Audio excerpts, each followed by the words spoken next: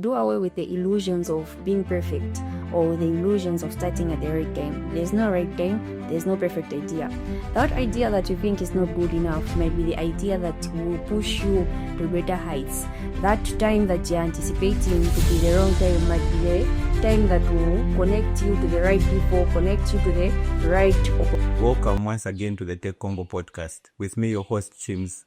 Today on the podcast, I'm with Ethel Phiri, who is a computer science student, a tech enthusiast, and recently she took part in a hackathon, which is what is going to drive our conversation today. Ethel, welcome to the Tech Convo Podcast. Thank you very much, James.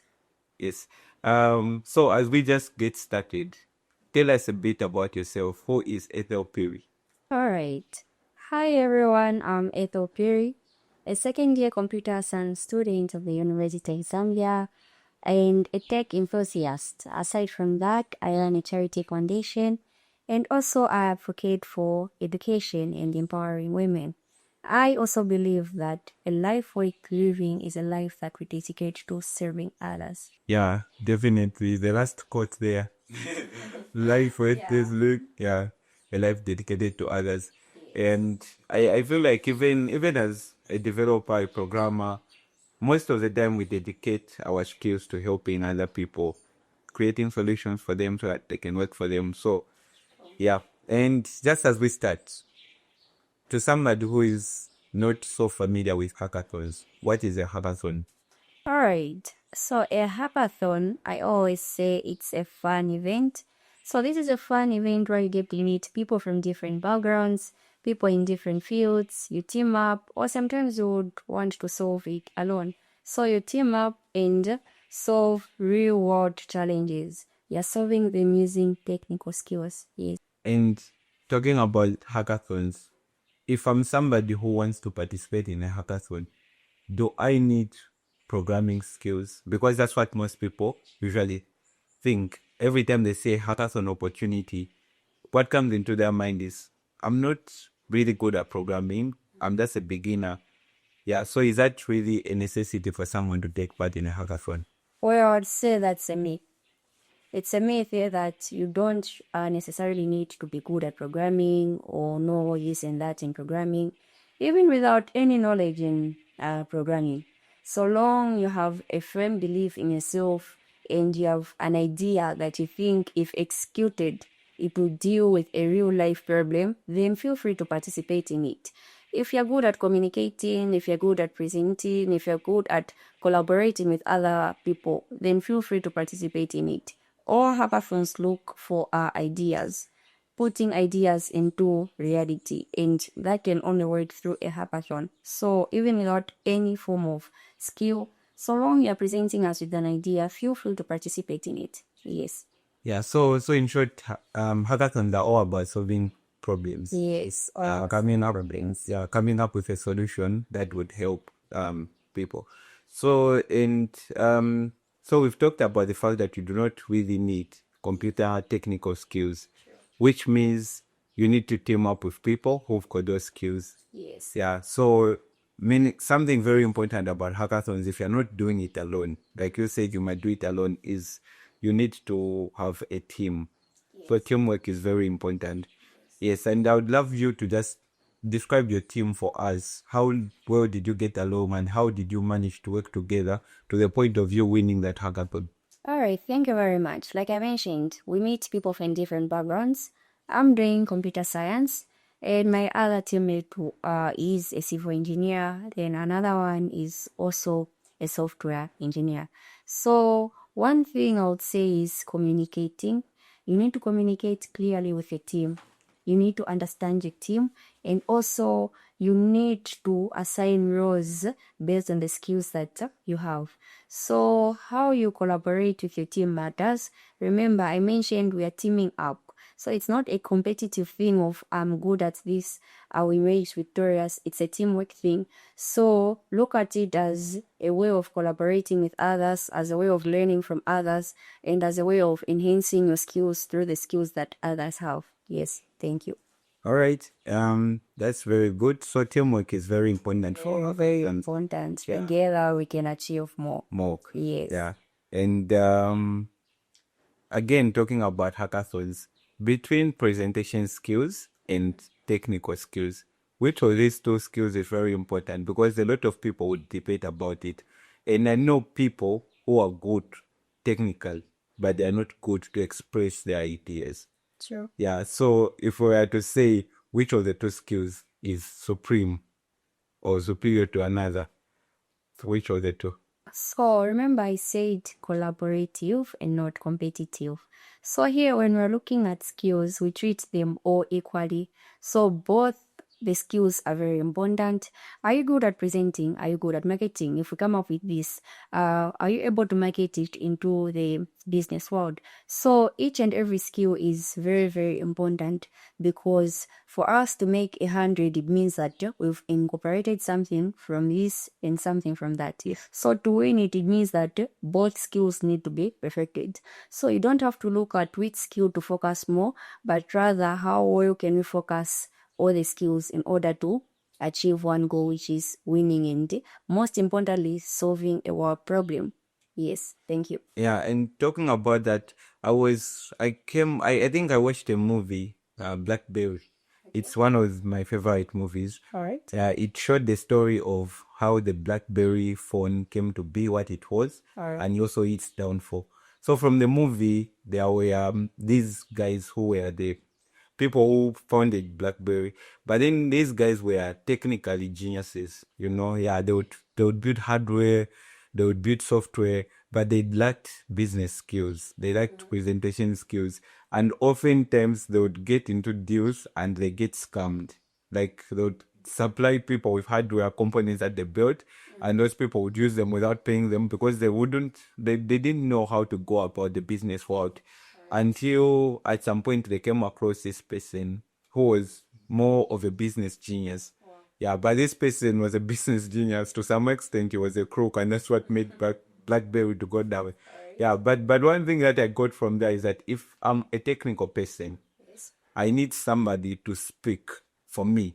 True. Yeah, because a lot of technical geniuses that I know are mostly introverts. True. Yeah, and you'd find that they're not like, can you step up and present your idea? And because they are stammer as if the idea is not good. Yeah. So basically we need skills from both presentation skills as well as technical skills. Technical skills. Yeah. True. And if you have both, then you're good. Yeah, very, very good. Yeah, you're one of the rare ones. True. Yeah. Talking about presenting yourself, Yes. I would bring in some important aspect, which is social media. Yes. Yeah, I think we were just talking about it before we started recording. I was just talking about how I looked through your LinkedIn and then noticed that, oh, this person is a newcomer here. My 10 account is only like 3 weeks old or 4 weeks old. Yes. Yeah, but what impact does LinkedIn have within just these 3 weeks to you personally? How do you see it as a platform? I'm not here to advertise LinkedIn. We can talk about other social media platforms as well. Yeah, because you have to be almost everywhere. But how impactful is social media for a student like you? All right. For a student like me, number one, it has given me an opportunity to be here talking to you people. Then another thing is that it has introduced me to a lot of opportunities. I've got to meet like-minded people, I've got to learn from them, and I've got to learn how to perfect my skills and enhance my personal branding. And another key thing I would advise is that we need to know how to utilize our social media platforms correctly, because the ideas that we have or the next level of life that we wish to get to might be through making a post or engaging yourself into something. So we need to know how to brand ourselves rightly on social media, how to connect to the right people, and also how we can influence change. You might never know. Just you posting about something, someone might see it and they might call you up. For example, in my case, I posted my win, I posted my progress, and I'm right here presenting on a podcast. So, yes. Yeah, that's the power of social media. Yeah, for me personally, I've started this podcast and I feel like a lot of time I get to interact with people within the tech industry through social media. Yeah, and I'm mostly home, so I'm not an outgoing person. So if I don't go to a tech meetup, an event, then I'm not meeting people. But I can meet people through social media platforms, and those present opportunities, like you say. Yeah. And I think even for the same code thing, did anyone tell you in person or you just came across I it? came across it through social media. Yeah. Yes, and I've come across so many opportunities through social media. So you need to follow the right pages, you need to follow the right people. They need to be in line with the values that you have, the dreams that you have. You might never know. You'll stumble upon the opportunities that you've been praying for. So use it correctly. Yes. And Yes. So we've talked about hackathons and how they help you to solve real world problems. Yes.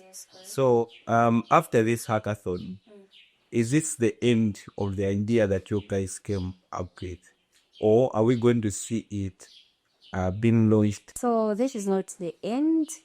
So we're not going to let our idea die. We need to see it come into a reality. And I believe it will dominate. I believe it will go places. So our idea, you didn't even ask about it. Yes, I didn't even ask about it. Sorry. Our idea mainly focuses on career and career development. So we focused on STEM. We realized that, okay, a lot of women are not empowered in STEM. A lot of young girls lack mentorship. They lack resources on that. So our solution mainly focused on that.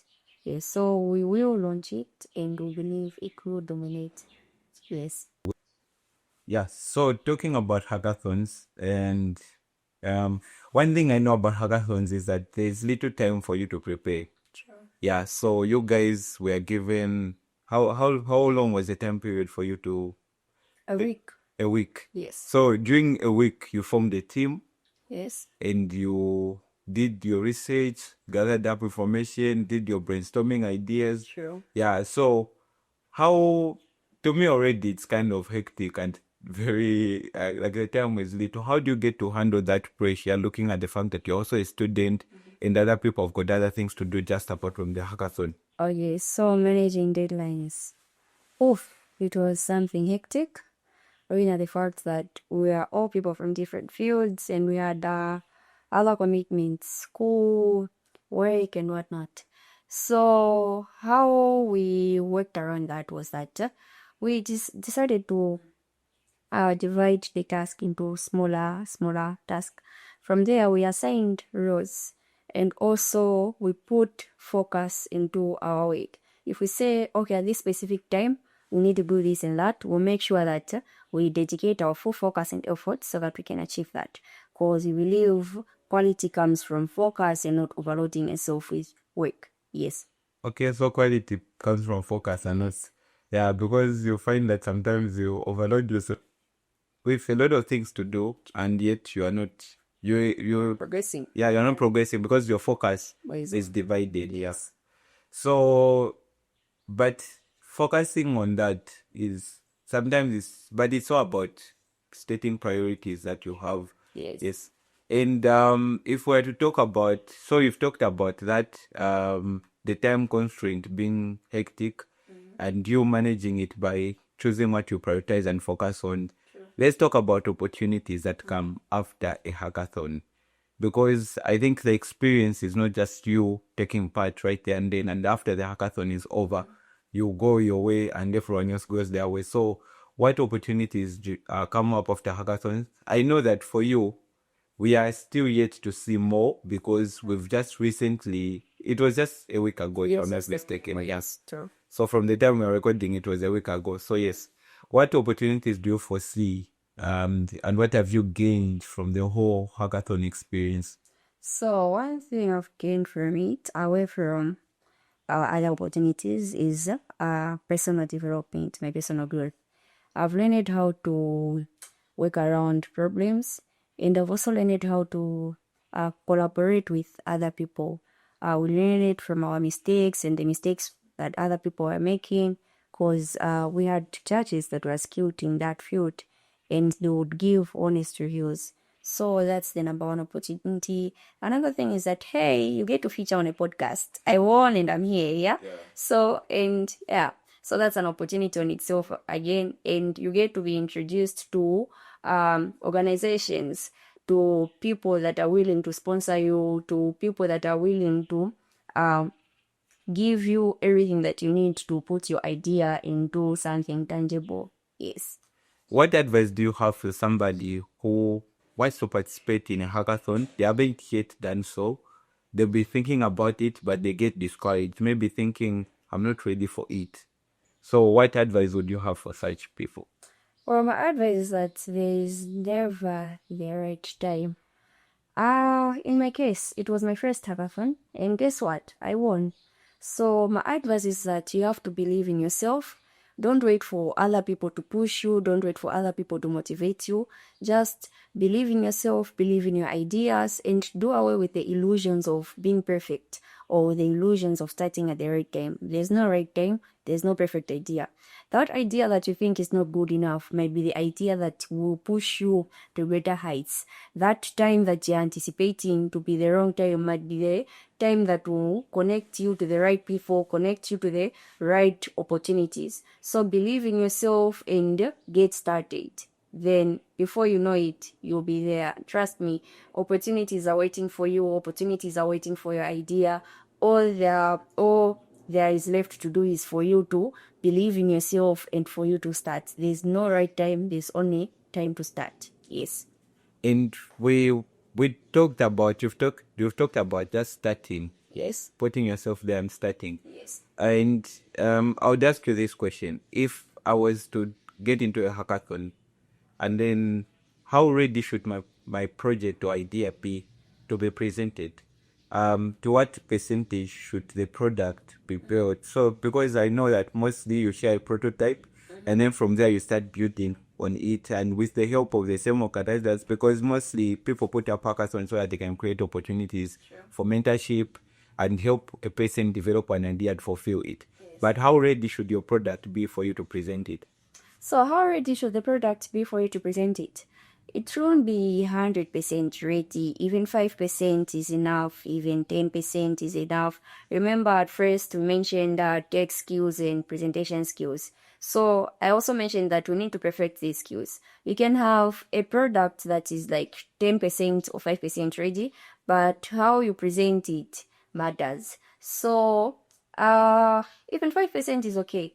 Less is more. So if how you're presenting, dealing with the actual problem, you're solving the real problem, then you'll be good to go for you to win the hackathon. Imagine someone is presenting, giving a presentation that is 30 minutes long, but they're not addressing the actual problem, but just giving motivational talks. And someone just gave a talk which is like 5 or 10 minutes. In that talk, they addressed the problem. In that talk, they presented a prototype.